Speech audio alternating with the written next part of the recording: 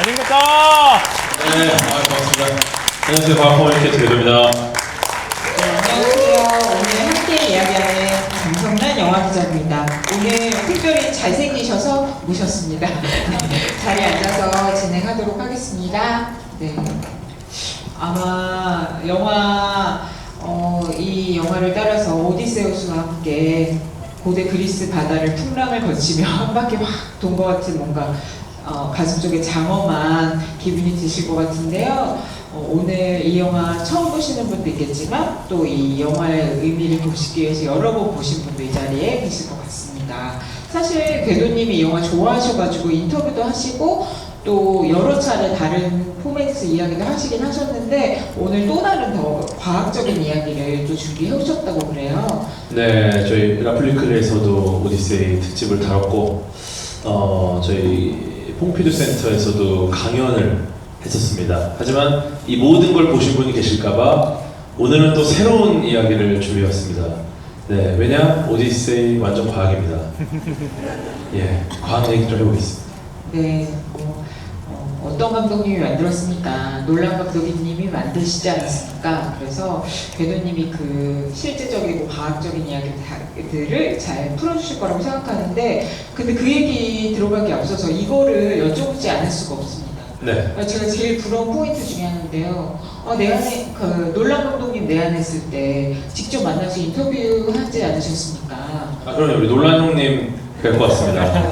예, 네. 호형까지만 하고, 형님이 이제 저를 동생으로 하진 않지만. 호재까지는 모르겠지만 호영을 했다. 그죠. 개인적인 어떤 친분을 갖고 있는 느낌으로 네, 잘 뵙고 왔고요. 특히나 이제 인터뷰 시작에 앞서서 이제 9시간 동안 인터스텔라 해설을 한 이야기도 드렸고. 뭐 하세요? 깜짝 놀라시더라고요. 놀란 감독님이 깜짝 놀라셨고. 놀란 감독님이 놀랐나요? 네.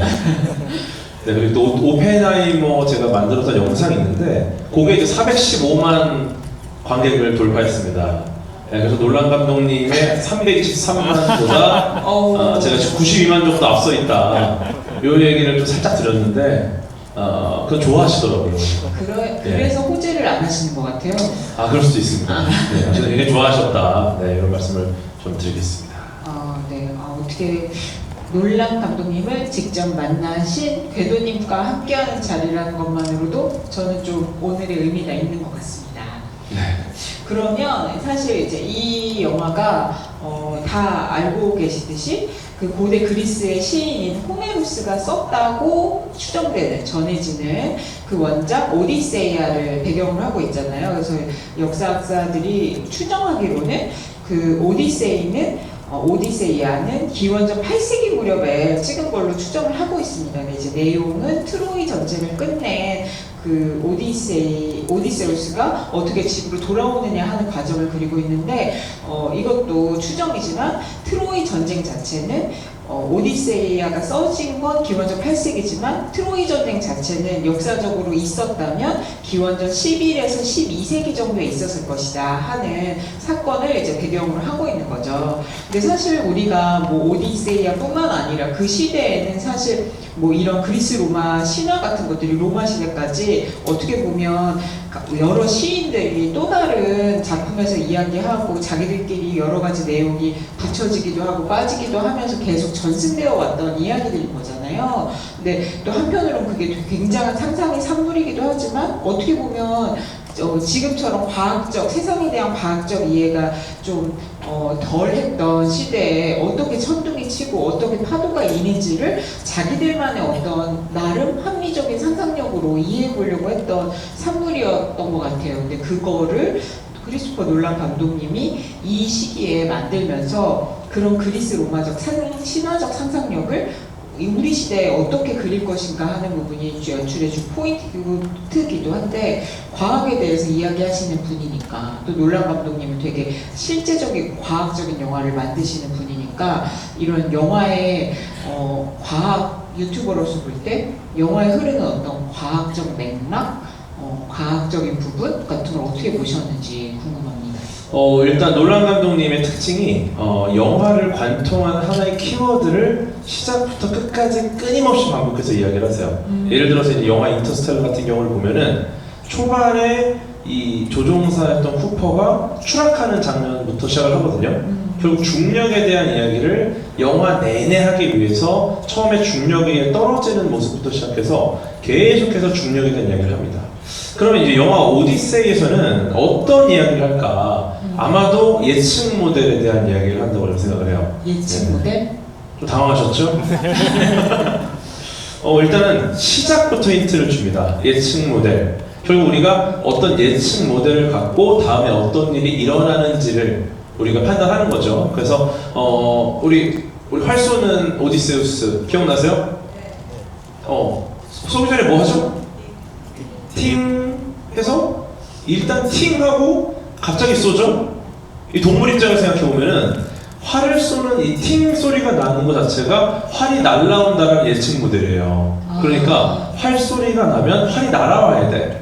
근데 오디세우스가 팅 하니까 안 날아오네?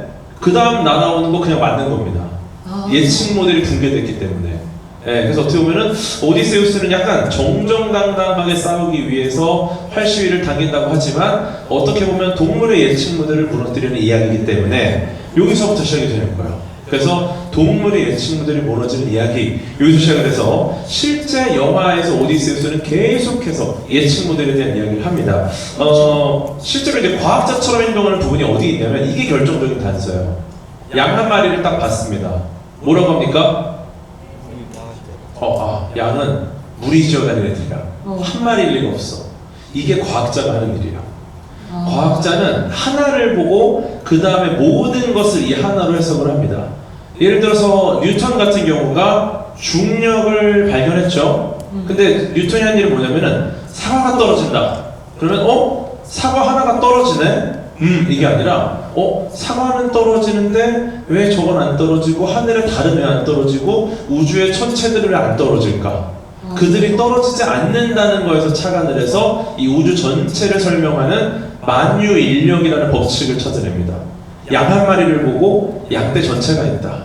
이걸 알아내는 것 자체가 이미 오디세우스가 굉장히 과학적인 사고를 하고 있다는 거죠.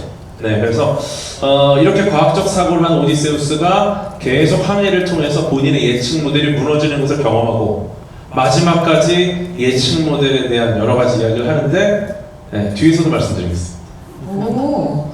약간 일리 있죠? 네. 듣고 나니까 잠깐 예측 모델이 어디 나왔었지? 다시 보시면 돼요. 그럼 나와요. 근데 네.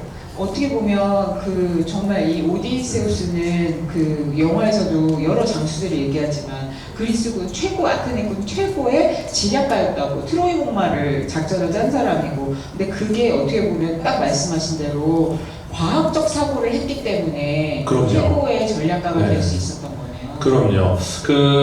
우리가 지금 사용하고 있는 AI 같은 경우가 예측 모델이 최적화가 되어 있는 애들이죠. 그래서 우리가 인류 중에 어느 누구도 이제 AI보다 똑똑한 인간은 없다. 이게 가장 좋은 예측 모델을 갖고 있는 존재이기 때문에. 그러면 오디세우스는 그 시기 가장 AI스러운 인간이었다. 근데 이거는 또 좀 어려운 게 계속 붕괴돼요, 예측 모델이. 그래서 굉장한 지략가였으나 정말 좋은 예측 모델을 갖고 있었는데, 그리고 재밌는 게 이 영화의 결말에서 우리는 놀란 감독님이 이 예측 모델과 관련해서 가장 좋은 예측 모델을 갖는 게 정말 정답일까? 이거에 대한 이야기를 던진다는 것을 확인할 수 있습니다.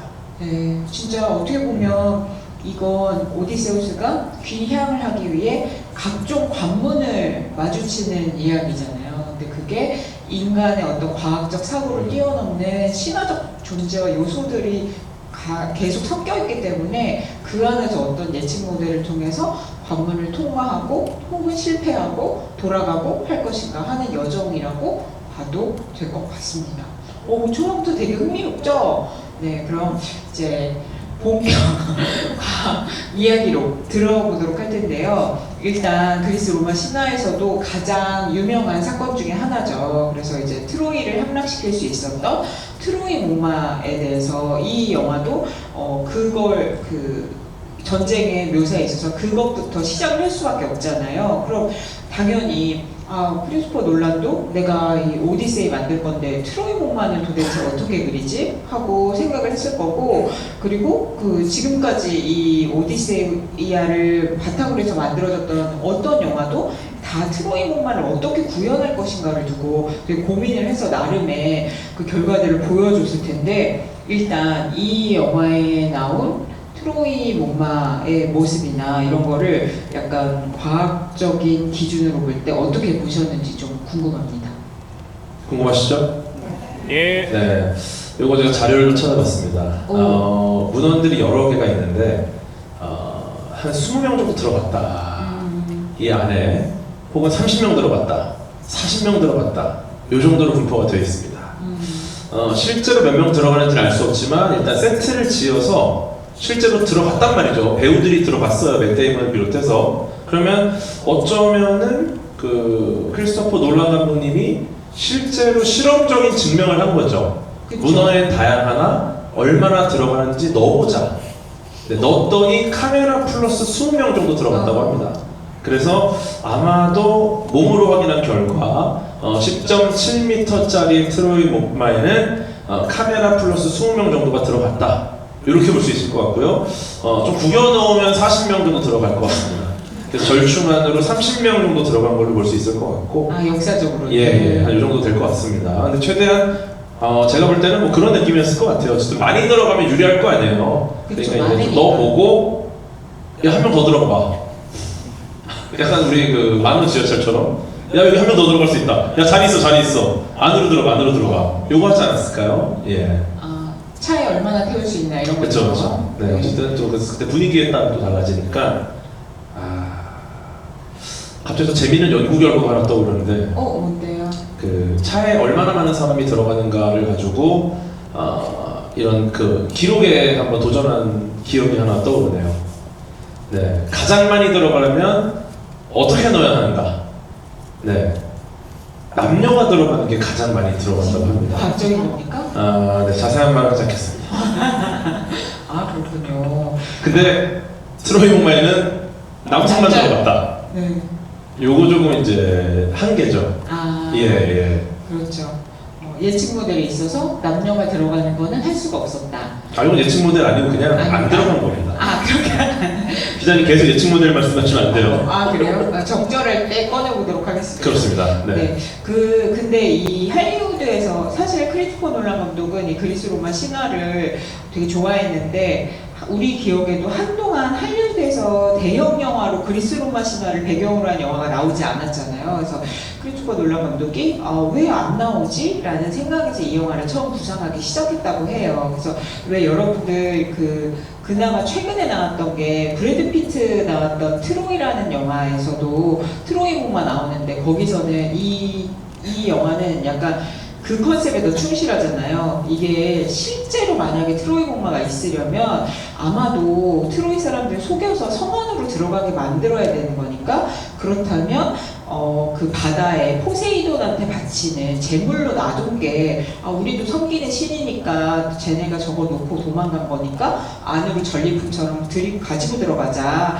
라고 속일 수 있었지 않았을까 하는 게 아마 오디세우스의 전략이었을 것 같다는 생각에서, 조금 더 이제 외관이 다듬어진 형태고 발이 이렇게 앞발이 들려있는 형태로 모래에 반쯤 묻혀 있잖아요. 처음에 있을 때 바닷가에 놓고 간 설정이어서. 근데 영화 트로이 보면은 약간 밖에 더 판자로 이렇게 이어붙인 게 더 티가 나고, 그리고 사람들이 이거를 묘사할 때 가장 힘들다고 생각했던 부분이 뭐냐면, 어쨌든 그 언덕을 넘어서 성으로 이 큰 거를 갖고 들어가야 되니까 아마 굴릴 수 있어야 되니까 밑에 바퀴 같은 게 달려 있었을 거야. 그래서 트로이에 나오는 목마는 발 4개가 이렇게 똑같이 땅을 딛고 있고 굴릴 수 있도록 만들었거든요. 근데 크리스토퍼 놀란 감독은 실제로 있었다면 아마 제물로 속여야 하니까 조각같이 만들었을 것 같다라고 생각해서, 그걸 오히려 통나무를 밑에 이렇게 굴려가지고 갖고 들어가게 묘사를 하잖아요.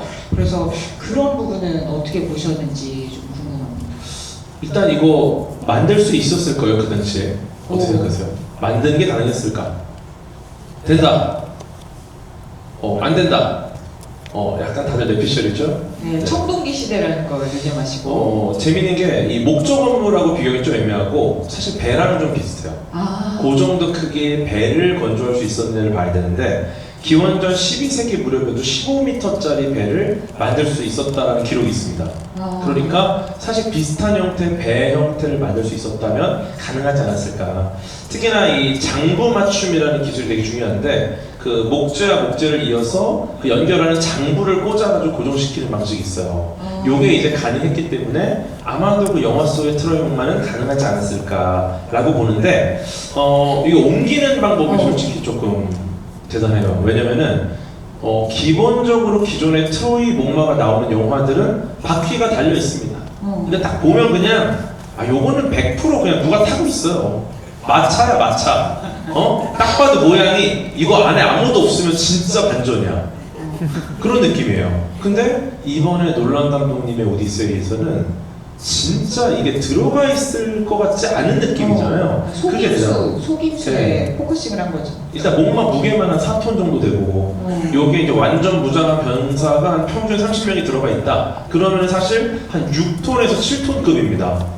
근데 이거를 끌기가 어렵다는 거죠. 그쵸. 왜냐면 너무 누가 타고 있지 않은 것처럼 만들다 보니까. 근데 생각보다 목재 롤러를 잘 밀어 넣으면은 수십 명도 끌 수 있을 거다라고 지금 분석이 돼요.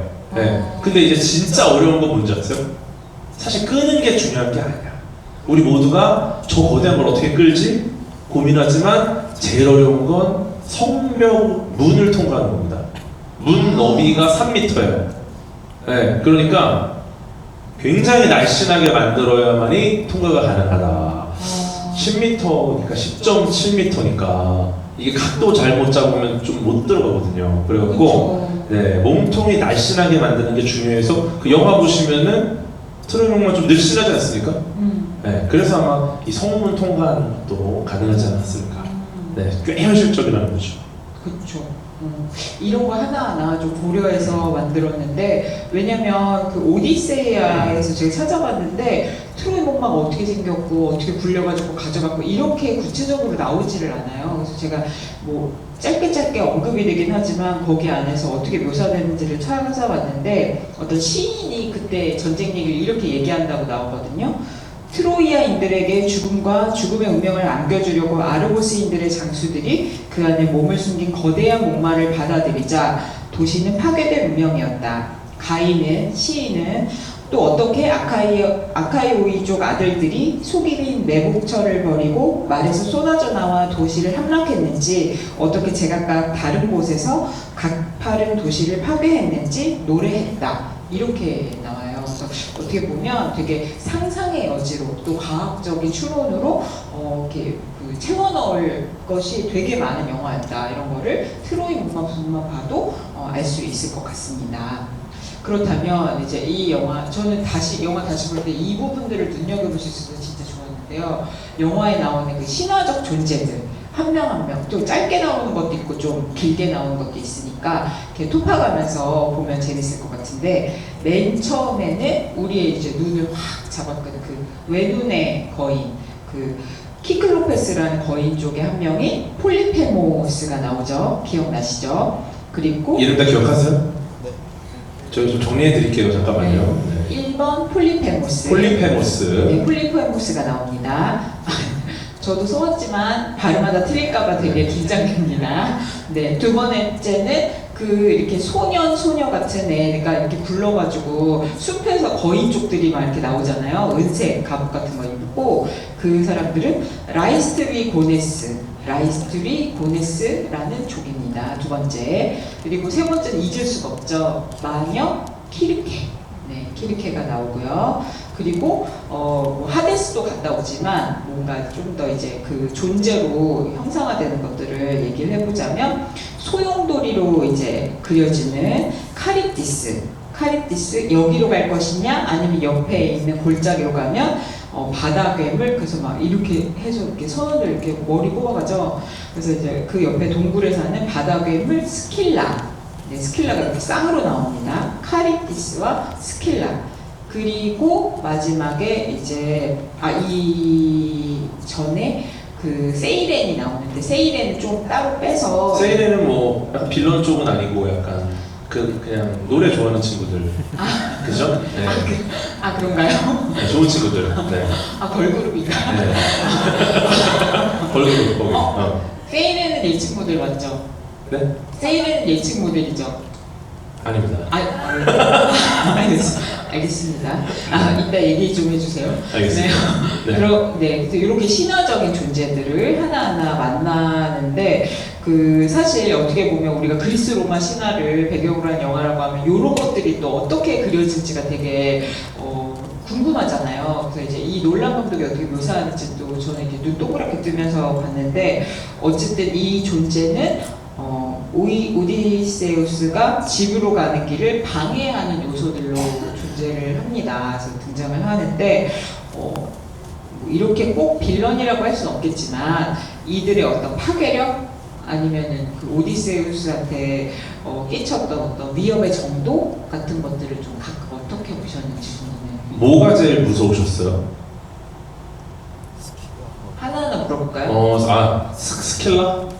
일단은 그냥 개인적인 관점에서 봤을 때 가장 무서운 존재는 카리티스입니다. 카리티스? 네, 왜냐면 다른 애들, 특히나 우리 인형뽑기 스킬라조차도 어쨌든 뭔가 얘가 생명체야. 근데 카리티스는 유체역학입니다, 그냥. 네, 그러니까 협상의 여지가 아예 없다. 네, 뭔가를 시도해보고 예를 들어 뭐 스킬러 같은 애들도 강영욱 같은 분들 나오면은 이게 다룰 수가 있거든요. 걔네들이 또 말을 들을 수도 있어요. 네, 근데 카리티스는 유체역학이라서 아예 협상의 여지가 없어. 그냥 죽는 거야. 그럼 거기서도 전멸이라고 그러잖아요. 그쪽으로 가면 전멸. 그렇죠. 그러니까 협상의 여지가 없다라는 면에서 유체가 정말 어렵거든요. 그래서 카리티스가 제일 무섭고, 근데 이제 꽤나 오디세우스가 상대를 잘합니다. 그죠? 전략을 정말 잘 쓴 게 이제 폴리페모스, 키클로스 있죠, 키클로스. 네, 그 친구. 예. 이 친구와의 전투를 진짜 기가 막히게 전략적으로 설계를 했어요. 예를 들어서, 일단은 딱 힘을 딱 보니까, 싸우려는 의지가 없어요, 오디세우스. 그죠? 딱 보고, 일단 튀어. 그죠? 그 다음에 시력을 딱 보니까, 단일 센서를 무력화시켜야 된다. 요거 바로 확인을 하죠. 단일 센서 무력화시키자. 동굴 입구 막는 거 딱 보고 거대한 돌이다. 그러면 거인을 죽이는 순서를 정확하게 정해야 돼요. 이게 순서를 틀리면 끝장나는 거야. 거인 죽이면 아무도 모르잖아요. 예, 이런 것들. 양을 보고 어떻게 합니까? 출입 인증 시스템이 등에 있구나. 손으로다가 대충 맞추잖아요, 이렇게 양을. 그러니까 출입 인증 시스템이 등에 있으니까 등에다가 뭔가를 했다. 이런 것들을 진짜 빠른 시간 안에 파악하는 그 능력이 굉장한 능력이에요, 오디세우스의. 그래서 네, 엄밀히 말하면 이제 오디세우스는 시스템의 취약점을 파악하는데 굉장히 특화되는 영웅이다. 네. 근데 이제 문제가 뭐냐? 탈출 이후에 발생을 합니다. 보세요, 잘 나왔어. 내가 인증 시스템 잘 해놓고 나왔어. 뭐 합니까? 한 방 때리죠. 그리고 원작에서 보시면은 내가 오디세우스다. 이거는 진짜 이게 어떤 상황이냐면은 진짜 몰래 누군가한테 악플 달려고 준비를 기가 막히게 했어. 막 서버 VPN 요구해가지고 막 외국에서 돌아오고 악플 달았어. 그리고 거기 해시태그에다가 궤도. 그럼 나야. 그러니까 이거는 사실은 어떻게 보면은 그 전략 문제가 아니라 승리 후의 자제력 문제로 이제 패착인 겁니다. 전략은 잘 썼지만, 그래서 오디세우스한테 아쉬움이 있다면 승리 후에 항상 겸손했어야 된다. 요 얘기를 좀 드리고 싶고요. 들뜨면 안 된다. 그러면 여기서 제가 잠깐 원작에서 폴리페모스와의 맞대결이 어떻게 펼쳐지는지 감추려 드리면요. 사실 거기서는 대화를 해요. 폴리페모스랑 오디세우스랑. 그래가지고 이 폴리페모스가 사실은 거인들족 안에, 그러니까 키클로페스족 안에서도 폴리페모스는 포세이돈 아들이거든요. 그래서 이제 포짜 돌림. 아 그렇군요. 네, 그래서 원작에서는 그 동굴에 들어갔는데 오디세우스가 제우스의, 여기도 살짝 대사로 나오는데 제우스의 법이 있으니까 이 사람도 막 치지 있고 막 이러니까 우리 환대해 줄 거야 이렇게 생각을 하고 그러는데 그래서 환대해 주세요 이렇게 얘기했는데 폴리페모스가 나 신도 두렵지 않아 그래서 거부를 하는 거예요. 그러면서 너 배 어디다 뒀니 하면서 약간 이렇게 잡아먹을 것처럼 얘기를 하는 거예요. 그래가지고 이제 오디세우스가 얘기 안 하고 너 이름이 뭐니? 막 이렇게 물어보는데도 저는 노바디, 아무도 아니에요. 이렇게 얘기해요. 그러니까 그 폴리페모스가 다른 키클로페스 족들이 오디세우스가 자기 눈을 찌르니까 지금 소리를 막 지르니까 다른 그 폴리페모스의 그 동료들이 와요. 그래서 누가 그랬어 이랬더니 아무도 아닌 자가 그랬다 막 이렇게 얘기하니까 너 혼자 있는 거야? 하면서 간단 말이에요. 그리고 그때까지는 이름을 얘기 안 했는데 딱 말씀하신 대로 그래서 막 이렇게 양처럼 속여가지고 빠져나갔어요. 근데 배 타고 멀어지는 순간에 기쁨에 겨워가지고 내 이름이 오디세우스다 이렇게 얘기하는 바람에 폴리페모스가 아빠한테 얘기하는 거예요. 오디세우스가 집에 돌아가지 못하게 해주세요 이렇게 얘기하고 집에 돌아가더라도 정말 힘들게 돌아가게 해주세요 만약에 돌아가야 한다면 이렇게 얘기를 해가지고 이게 화근이 됐다 요렇게 나옵니다. 네, 근데 뭐 신화별 괴물들마다 공략법이 있습니다. 예, 한 분씩 한번 좀 말씀드릴까요? 네, 다음은 혹시나 여러분들도 만날 수가 있으니까 집에 가는 길에 폴리페모스부터 해볼까요? 네. 제일 중요한 거 동굴에 들어가지 않는 겁니다. 네. 처음 보는 동굴에 들어가지 않는 게 좋아요. 과학자의 첫 번째 생존 원칙이 모든 표본을 직접 만지지 않는다. 동굴이 이상하다? 그러면은 일단 들어가지 않아요. 밖에서 관찰을 해야 돼. 내부 상황을 볼 방법들을 좀 고민해야 되고 근데 만약에 들어갔다면 오디세우스의 방식 자체는 훌륭하나 탈출 후에 실명 소속기관 이런 거 공개가 금지 요것만 좀 원칙을 지키면 문제가 없고요. 또 어떤 분이 있죠? 네, 그 다음에는 그 거인족들 은색 갑옷 입었던 라이스투리 고네스가 있습니다. 이거 치명적인 실수입니다. 배를 다 댔죠. 그리고 싸우다가 올라오면서 이제 문제가 생기죠. 네. 그래서 배를 다 대면 안 돼요. 일단 한 대만 가. 둘러보고 문제가 없으면 가는 건데 조금 이상하다. 분산 투자. 얘들아 미안하다. 너희는 여기까지다. 그리고 나머지 두 대는 빠져나갈 수 있잖아. 이것만 했어도 안전했어요. 근데 굳이 다 같이 가서 다 같이 돌다가 다 같이 끝장나니까 거의 배 뒤쪽이 돌 맞아가지고 거의 전멸을 했죠. 요거 잘못했고요. 또 뭐가 있죠? 그 다음에는 순서상 키르케가 나옵니다. 키르케 어떻게 피해요?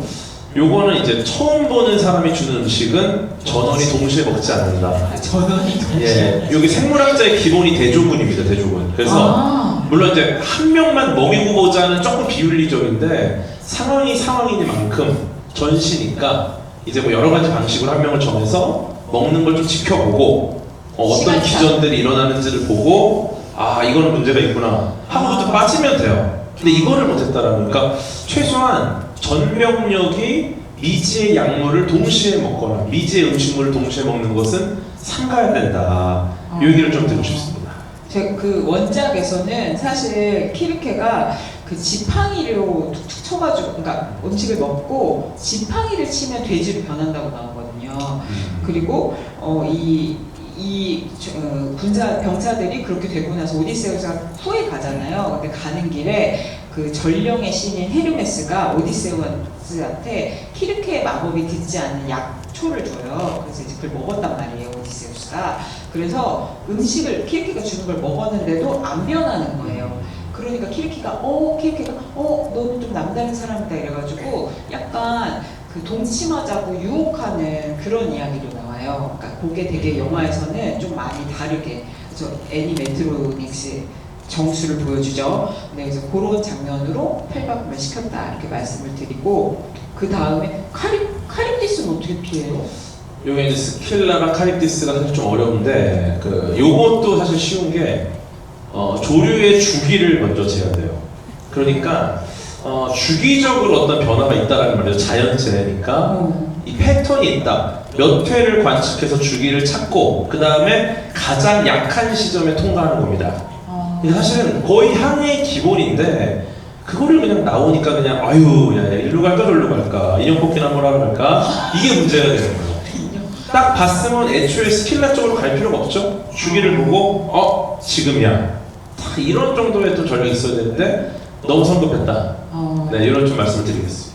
네, 사실 카리티스는 그 소용돌이를 실격한 건데 거기에서 딱 말씀하신 것처럼 어떻게 나오냐면 오디세이아에서 제가 찾은 거는 고귀한 카리티스가 검은 물을 빨아들이지요. 그녀는 하루에 3번씩 내뱉고 3번씩 무시무시하게 빨아들여요. 죽이죠. 네. 네. 이렇게 나와요. 그래서 그녀가 물을 빨아들일 때는 그곳에 가지 마세요. 대지를 흔드는 신도 그대를 구해주지 못할 테니까요. 그러니까 아마 그 자연현상을 보고 그리스 사람들이 그렇게 생각을 했던 것 같아요. 그럼 이어서 이제 스킬라는 어떻게 나오냐면 사실 전체 모습이 안 나오고 막 촉수 같은 막 발 나오고 막 있잖아요. 원작에서는 어떻게 나오냐면 그녀는 뒤뚱뒤뚱 매달린 발을 모두 12개나 갖고 있고 기다란 목이 6개나 되는데 목마다 무시무시한 머리가 하나씩 달려있고 머리 안에는 검은 죽음으로 가득 찬 3줄로 된 이빨들이 단단히 그리고 촘촘히 나 있지요. 스킬라가 나의 속이 빈 배에서 저도 6명을 낚아채 가니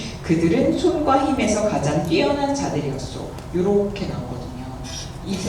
어떻게 스킬라하고는 어떻게 협상 같은 거라도 해보시겠습니까? 그쪽으로 안 가야 돼요. 보니까 애들이 좀 꽤 세. 예. 주기성인데 걔네들도 주기성이 있을 것 같아요. 제 생각에는.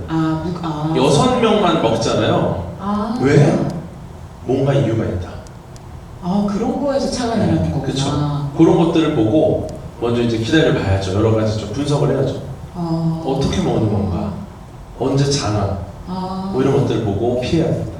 아니면 인간 형태의 허수아비 같은 걸 6개 설치해 놓고 그 정도면 스킬을 너무 무시하시는 너무 무시하시는 것 같아요. 과학적 사고라고 생각했는데 아닌가 봅니다. 네. 그러니까 그런 건 있을 수 있어요. 예를 들어 시각으로 확인을 하는지, 네, 움직임으로 확인하는지 뭐 이런 것들도 볼 수 있죠. 그러니까 분석해볼 만한 거리가 있다는 겁니다. 생존하기 위해서는. 네. 그렇겠네요. 과학적 사고를 하면 대략 대응 전략을 세워볼 수 있다. 그렇습니다. 네.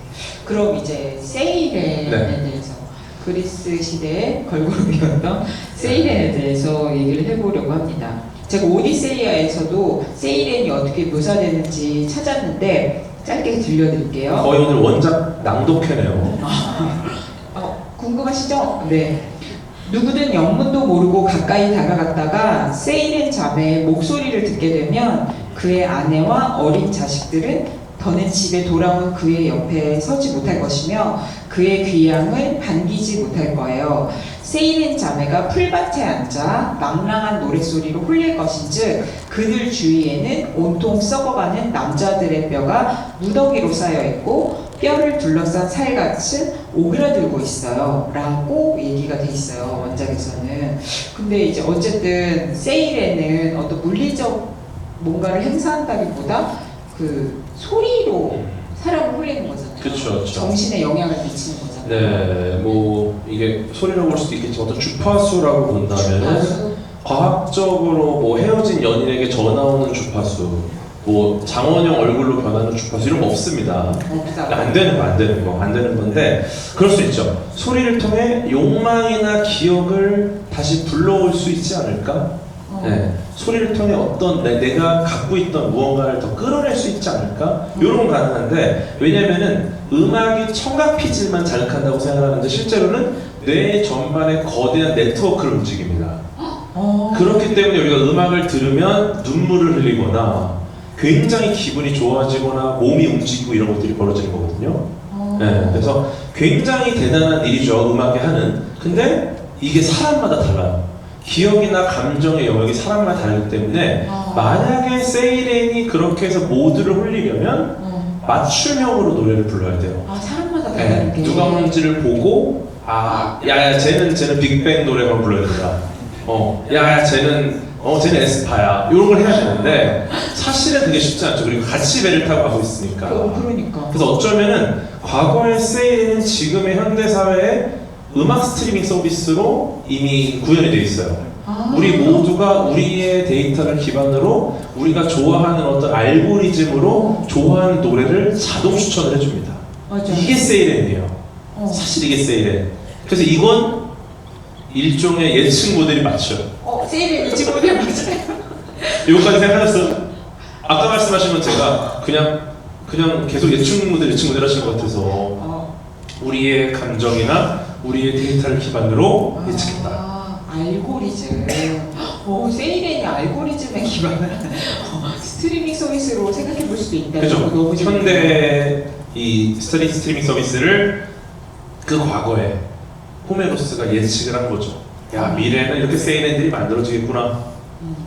근데 저는 그 대응 방법도 되게 재밌었던 게 이제 그 오디세우스가 밀랍을 부하들 귀에는 발라가지고 그걸 못 듣게 만들고 근데 또 오디세우스도 약간 장난스러운 도전 정신이 있다고 할까? 네. 자기는 밀랍을 바르지 않고 나무 기둥에 묶어가지고 그거를 들어보고 싶어서 그렇게 하잖아요. 이런 대응 방식은 어떻게 보셨어요? 근데 일단 청각이라는 신호 자체가 우리한테 굉장히 영향을 많이 주긴 해요. 왜냐면 일종의 경보 시스템입니다. 우리 시각은 앞에만 보지만 청각은 우리 주변을 다 봐요. 등 뒤까지 봐요. 그래서 예를 들어서 웃음소리 들리는 순간 나이도 전달이 되고 비명소리도 바로 전달이 되고 우리는 항상 24시간 들을 수 있는 경보 시스템이라 우리가 영향을 많이 받을 수밖에 없어요. 근데 영향을 받는다고 해서 내가 정말 생존 본능을 이겨내고 물속으로 뛰어들 수 있느냐? 요거까지는 조금 어려울 것이다 이렇게 보는 건데 어쨌든 이게 가능하다고 가정을 하면 밀랍은 굉장히 천재적인 방식이긴 합니다.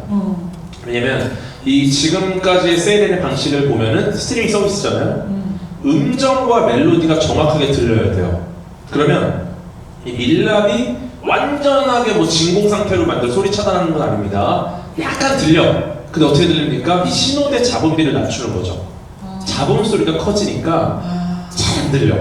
그러니까 무슨 노래인지를 몰라. 들리는데 무슨 노래인지를 몰라. 그래서 이건 굉장히 좋은 방법이고, 근데 여기서 돛대 몸을 구속한다.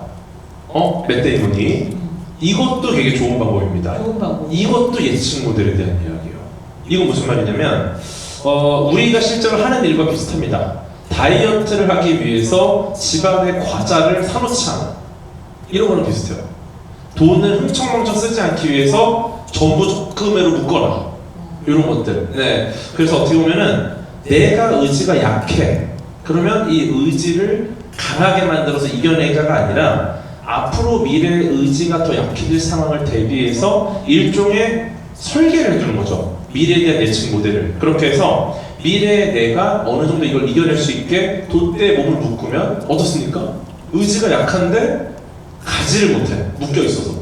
이런 상황이 벌어지는 거죠. 그래서 어떻게 보면 이것도 진정한 오디세우스의 의지, 현재 미래를 예측해서 그 예측 모델로서 나를 구속하는 어떤 의지를 보여주는 거죠.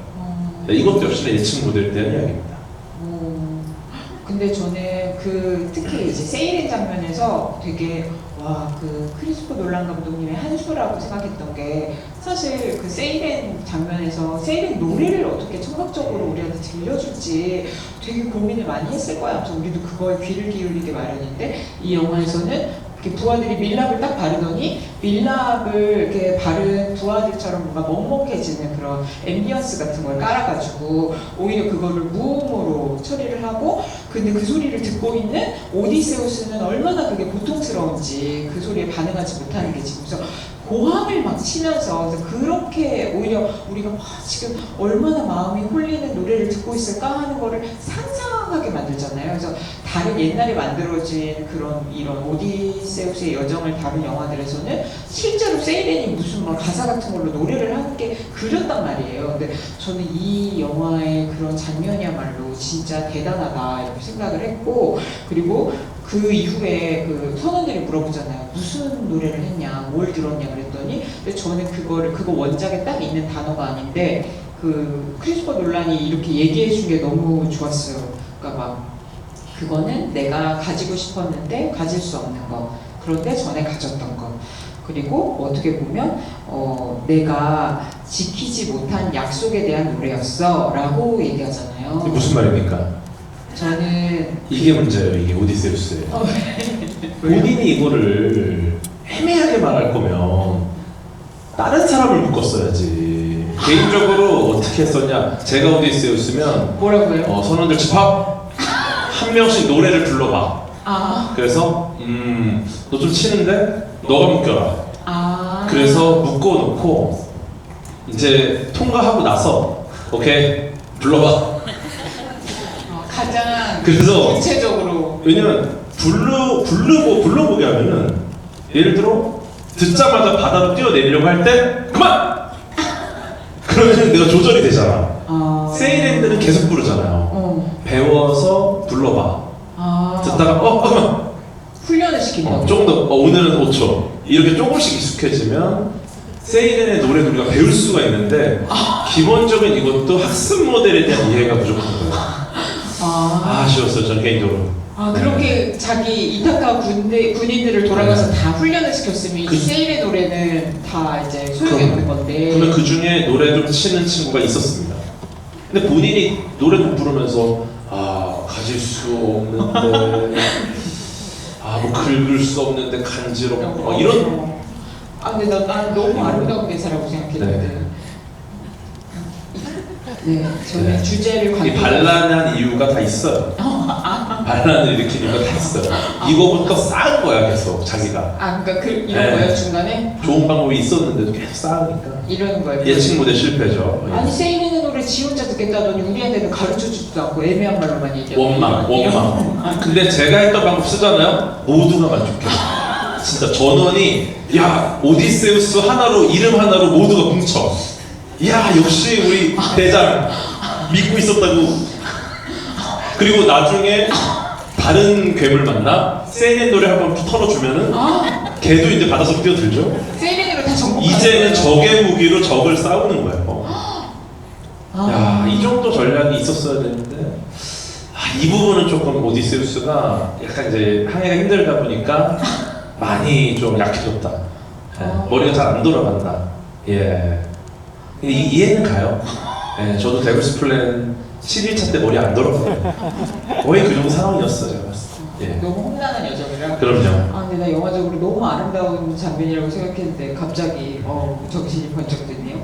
근데 제가 이제 오디세우스가 거기서도 말했던 내가 지키지 못한 약속 같은 것들이 어떤 면에서는 예측 모델이기도 하지만 저는 주제적으로는 이 영화에서 맨 처음에는 오디세우스가 그렇게 얘기하잖아요.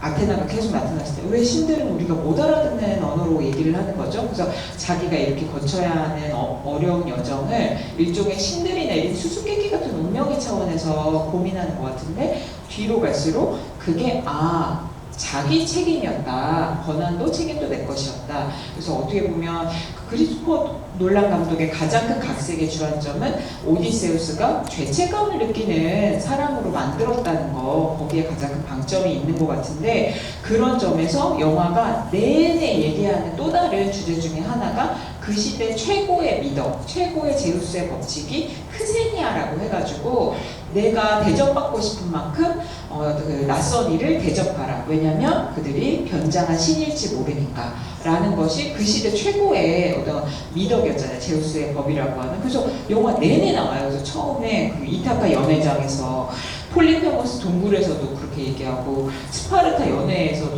그 왕자가 갔을 때 그렇게 얘기해서 잘 먹여주고 피르케의 집에 가서도 그런 얘기하고 막 이런단 말이에요. 근데 사실 그 오디세우스가 나중에 자기 책임을 깨달았던 게 어떤 거냐면 내가 근데 인간과 인간의 사이에서 트로이 사람들을 목마로 어떻게 보면 속인 거잖아요.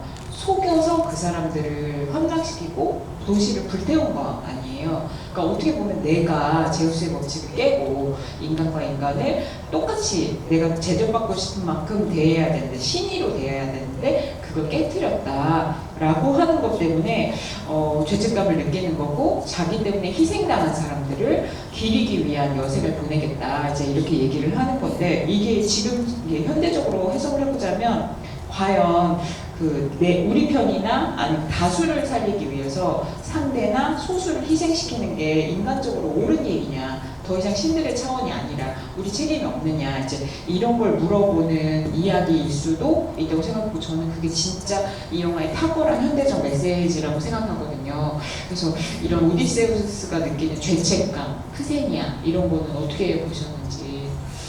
실제로 영화 내내 제우스의 법칙이라는 단어가 나옵니다. 이건 뭡니까? 결국 놀란 감독이 하고 싶었던 그렇죠. 그 핵심 단어, 예측 모델에 대한 얘기입니다. 네, 정말 이거는 영화를 관통하는 예측 모델이거든요. 근데 제우스의 법칙을 어겼다, 내가 문명을 무너뜨렸다, 막 이런 이야기를 하잖아요. 네. 네, 사실 그게 조금은 왜 저렇게까지 생각하지? 라고 볼 수 있어요. 근데 실제로 이 오디세우스가 한 행동이 거기에 준한 행동이긴 해요. 왜냐면은 이 제우스의 법칙이라는 것 자체가 신뢰를 기반으로 한 고대 사회 예측 모델입니다. 어떤 거냐면 손님이 오면 나는 환대를 한다. 주인은 손님에게 환대한다라는 어떤 예측이에요. 그리고 손님이 왔을 때 주인 입장에서 보면 손님은 나에게 이상한 짓을 하지 않을 거다. 그쵸. 서로 간의 어떤 예측 모델을 갖고 있는 상태예요. 그래서 이렇게 서로 간의 예측 모델을 갖고 있으면 어떻게 됩니까? 이게 사회를 구성하는 신뢰 인프라가 되는 거예요. 그쵸. 어떤 상황에서도 손님이 신일 수 있을 가능성이 조금이라도 있다면 우리는 잘해줘야 된다. 그러면은 이게 정말 낮은 확률이라도 만약에 함부로 됐을 때 잠재적인 비용이 무한대로 커지기 때문에 그때 잘해주는 게 맞다. 라는 걸 제우스의 법칙이라는 이름으로 심어놓은 거죠. 이거에 경험을 한 사람들은 이 본인 안에 예측 모델이 생겨서 내가 어디 가서 저렇게 잘해줘야겠다. 어딜 가도 나는 대접을 받는구나. 그러면 이 사회는 굉장히 안전한 사회로 문명이 구축이 됩니다. 근데 이제 문제가 뭐냐? 오디세우스가 트로이에 목마르는 걸로 이 시스템 자체를 해킹해버린 거예요. 그쵸. 네. 선물이라는 건 뭐냐? 선물은 손님이 가져온 좋은 거. 이것은 절대 나쁜 게 아니라는 예측 모델을 모두 갖고 있었는데 이것을 무너뜨린 게 바로 트로이의 목마입니다. 그래서 어쩌면 이 제우스의 법칙 자체가 이 고대 문명을 유지하기 위한 최소한의 신뢰 프로토콜이었을 거예요. 근데 이것을 무너뜨려 버리니까 트로이의 목마임이 어떻게 됩니까? 문명 자체는 이제 불신이라는 게 생겼어요. 그쵸. 손님이 이상한 짓 할 수 있다. 선물에 이상한 게 들어있을 수 있다. 이제는 더 이상 예측 모델을 이대로 갖고 갈 수 없다는 거죠. 하나가 깨지기 시작하면 이제 문명 전체 예측 모델이 무너지기 시작합니다. 그럼 어떻게 됩니까? 지금 사실은 우리 굉장한 악역, 우리 안티노우스, 이분도 되게 훌륭한 배트맨이었거든요. 정말 정의의 상징이었는데 나쁜 짓을 해. 대표적으로 뭐합니까? 거린이 들어오는데 조롱하고 내보내라고 하죠. 네. 이거 제우스의 법칙 지키는 거야, 안 지키는 거예요? 깨트리는 거죠. 깨트렸죠. 근데 안티노우스가 과연 나쁜 사람일까? 아니에요. 왜요? 저는 안티노우스라는 존재 자체가 오디세우스의 죄책감을 더 강화시켰을 거라 생각해요. 왜냐면은 이타카로 돌아오니까 어떻게 했습니까? 안티노우스가 거린을 무시하는 걸 눈으로 봤어요. 그때 뭘 느꼈느냐? 내가 트로이에서 무너뜨린 이 신뢰 프로토콜, 예측 모델이 이타카에까지 무너져 왔구나. 안티노우스조차도 제우스 법칙을 따르지 않는 걸 보니까 이 사회는 완전 끝장났구나. 문명이 몰랐구나. 그쵸. 이걸 내가 무너뜨렸구나. 트로이의 목마르는 해킹을 통해서 문명의 모든 예측 모델을 다 무너뜨려버린 겁니다. 거기서 굉장한 자신이 뿌린 씨앗이라는 걸 확인했을 때 오디세우스는 굉장히 참담했을 거예요. 그래서 굉장히 많은 죄책감을 느낄 수밖에 없었을 거고, 그래서 어떻게 보면 이 제우스의 법칙이라는 장치 자체가 오디세우스의 죄책감을 극대화시키고 예측 모델의 완전한 붕괴를 이끌어내는 그런 장치였을 것이다. 네. 그래서 제가 막 인터뷰 같은 거 읽어봤을 때 이게 너무 아름다운 말이라서 소개를 해드리고 싶은데, 안 그래도 영화에서 오디세우스의 어떤 자기만용적인 존재처럼 보이기도 하죠. 아테나 역으로 오디세우스 눈앞에 나타나는 여신을 했던 젠데이아가 뭐라고 얘기했냐면, 연기를 잘하려면 이렇게 생각이 깊어야 되나 봐요. 이 영화에 대해서 저는 이 영화가 결국에는 다른 인간을 향한 사랑에 대한 이야기라고 생각해요. 영화에서는 이게 제우스의 법으로 표현되는데 바로 대접받고 싶은 대로 다른 사람을 대하라는 거죠. 근데 우리가 그런 가르침을 계속해서 되새길 필요가 있다고 생각해요. 우리는 종종 다른 사람을 한 사람의 인간으로 바라보는 것을 잊곤 해요. 그들의 눈으로 세상을 바라보고 그들의 고통을 이해하고 내가 한 행동이 다른 사람에게 어떤 영향을 미치는지 생각하는 걸 놓치기도 하죠. 저는 그런 부분이 이 이야기의 가장 감정적인 의미로 다가왔어요. 라고 너무 아름다운 말을 하고, 그런 의미에서 왜 영화에서 왕의 빈자리를 두면 안 된다. 왜냐면 그런 제우스의 법칙을 모르는 그런 약간 야만적인 바다의 이방인들이 쫓아올지도 모른다는 소문이 돈다. 막 이런 얘기 하잖아요. 근데 그게 그 오디세우스가 느끼는 죄책감과 연결해서 딱 이타카에 돌아왔을 때 맷 데이먼이 특히 이제 그 NSOA와 이야기하는 거린이 척하고 얘기할 때 보면 그 바다의 이방인들이 결국은 트로이를 그런 식으로 인간의 신뢰를 깨고 불태웠던 자기들이 일으킨 소문이었다는 거를 깨닫는 이야기라고도 볼 수 있을 것 같아요. 그러니까 자기가 그런 인간의 신뢰를 깨트린 이야기를 했으니까 바다 멀리에서부터 이제 인간의 이런 신뢰를 지키지 않는 사람들이 누구든 쳐들어와서 막 공격할 수 있어 라는 이야기가 무성하게 퍼지기 시작했고, 그게 바다의 이방인들로 지칭이 된 건데, 그것 때문에 어떻게 보면 이타카가 위험에 처한 거죠. 그러니까 진짜 말씀하신 대로 자기가 뿌린 불씨라는 거를 알아보게 되는 이야기일 수도 있다. 이렇게 해석할 수 있다고 생각합니다. 네.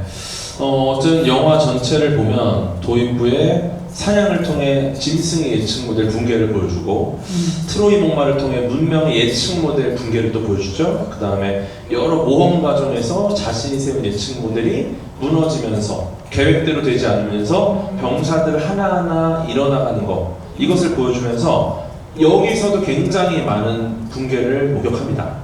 그러고 나서 이제 귀환에 성공해서 이타카에 도착을 했는데 이제는 완전히 무너져버린 제우스의 법칙을 보고 굉장히 괴로워하고, 근데 재미있는 거는 이 귀환 자체가 굉장히 불완전한 귀환이 돼버린 거예요. 왜냐면 내가 왔는데 그 귀환한 곳에 있는 이타카는 내가 예측하고 있던 20년 전의 이타카도 아니었던 거죠. 그렇죠. 네, 그래서 이 영화 전반에서 모든 예측 모델의 붕괴를 목격하고 이제 오디세우스가 깨닫습니다. 근데 재밌는 건 영화에서 유일하게 예측 모델이 붕괴 안 된 사람이 딱 한 명 있거든요. 누구요? 누구 같으세요? 아르고스? 누구? 아들? 왜 와이프? 페넬로페. 와이프 누굽니까? 저기 손 들어보세요. 우리 박수 한번 자랑스럽게. 훌륭합니다. 네. 페넬로페 갖고 있던 예측 모델. 나의 남편은 활시위를 당겨서 도끼 사이를 통과시킬 수 있을 것이다. 그리고 결국 그 유일한 하나의 예측 모델을 성공시킵니다, 오디세우스가. 근데 이거를 하나 성공시키고 나서 모든 예측 모델의 붕괴를 맞이한 오디세우스의 입장에서는 이게 그렇게 달가운 일이 아니에요. 네. 그래서 어떻게 생각합니까? 20년 만에 돌아와서 페넬로페한테 뭐라도 한마디 할 수 있을 법한데 딱 들어누워서 뭐라고 합니까? 아, 이타카 보고 싶었다. 페넬로페 얘기가 없어. 왜냐? 페넬로페만 예측 모델이 붕괴가 안 된 걸 보고 더 괴로웠던 거죠. 아닐 수도 있어요. 네, 하지만 이런 부분은 다시 영화를 재관람하면서 확인해 보시면 됩니다. 그 당시 페넬로페 표정이 어땠는지. 네, 어쨌든 그래서 결국은 이제 오디세우스는 깨달았다고 생각해요. 완벽한 예측 모델이 중요한 게 아니구나. 나의 예측은 계속 틀렸구나. 그럼 이제 나는 뭘 해야 될까? 예측 모델 완벽하게 만드는 게 중요한 게 아니라 어쩌면 과거의 예측 모델을 현재 상황에 맞게 바꾸는 게 가장 중요하겠다. 그래서 내가 갖고 있는 모든 예측 모델을 내려놓고 이제 완전히 새로운 예측 모델, 지금에 맞는 예측 모델로 바꿔나가자는 형태로 이 불완전한 귀환을 끝내는 영화가 아마도 오디세이가 아닐까 저는 이렇게 생각합니다. 과학적으로 이렇게 해석을 할 수도 있네요. 네. 그리고 저는 진짜 이 영화에서 여성 캐릭터들도 얼마나 매력적으로 묘사했는지 1시간 동안 떠들 수 있다고 생각하는데 그건 또 다음 기회에 미루기로 하고 시간이 거의 다 돼가지고 여러분 지금 어쨌든 극장에 앉은 지 4시간이 다 됐는데 어쨌든 그냥 아무나 올 수 있는 주부가 아니에요. 당연하죠. 각오가 있어야 됩니다. 그럼요. 예. 근데 이제 사실 과학적으로 오늘 너무 재밌게 말씀 잘해주셨죠. 근데 이 영화를 저도 2번 보고 3번 보니까 더 재밌더라고요. 그래서 이 영화를 뭔가 과학 유튜브로서 어떤 점에서 더 추천하고 싶고 또 다시 보면 좋은지를 좀 얘기해 주시면 마지막 이야기로 좋을 것 같습니다. 과학적인 예측 모델에 대한 얘기를 지금까지 해왔는데 어쩌면 여러분들은 오디세우스처럼 지금까지 계속 인생의 항해를 해오고 있습니다. 여러분들 삶에서 매번 예측 모델이 붕괴될 거예요. 그럼요. 네. 근데 어떻게 해야 됩니까? 우리는 이 예측 모델이 붕괴돼서 왜 나는 완벽한 예측 모델을 세우지 못했는가? 왜 이 모델이 붕괴돼 버렸을까? 거기에 이제 갇혀가지고 그 다음 단계로 나아가지를 못해요. 네, 이타카로 귀환하기가 어렵다는 거죠. 일종의 나의 삶의 목표. 그래서 꼭 드리고 싶은 말씀은 예측 모델의 붕괴를 두려워하지 마세요. 여러분들이 해야 할 일은 오디세우스처럼 계속 붕괴되는 예측 모델 속에서 계속 끊임없이 여러분만의 예측 모델을 다시 만들어야 됩니다. 그렇게 하면 여러분들이 원하는 인생에서의 이타카에 꼭 도착할 수 있지 않을까? 이 말씀을 꼭 드리고 싶습니다. 네. 너무 감사합니다. 그리고 여러분 오늘 보셔서 아시겠지만 사실 이 영화는 그 상영 포맷에 상관없이 극장에서 봐야 하는 영화잖아요. 그래서 뭐 다시 보시고 또 안 본 사람과 같이 보시고 또 추천해 주시고 하실 때 극장에서 보면 좋은 영화라고도 얘기해 주시면 좋겠습니다. 제가 장담하는데 제 이야기 듣고 다시 보시잖아요. 깜짝 놀랍니다. 정말로. 지금 본 영화랑 달라. 정말로. 그래서 그리고 또 많이 또 주변에 알려주시고 또 많이 좋은 영화 보면 좋잖아요. 네, 이 시대 동시대 놀란 감독님 같은 창작자와 같이 살아있다라는 거는 엄청난 행운이라고 생각해요. 그렇죠? 네. 그래서 다시 보시면서 예측 모델 붕괴에 대한 이야기를 되새겨 보시면 좋겠습니다. 네, 요런 관점으로 영화를 진짜 다시 봐도 재밌을 것 같습니다. 그래서 오늘 끝까지 자리 함께 해주셔서 너무너무 감사하고요. 오디세이 앞으로 더 다양하게 많이 사랑해주시면 감사하겠습니다. 같이 인사하고 끝낼까요? 네. 고맙습니다.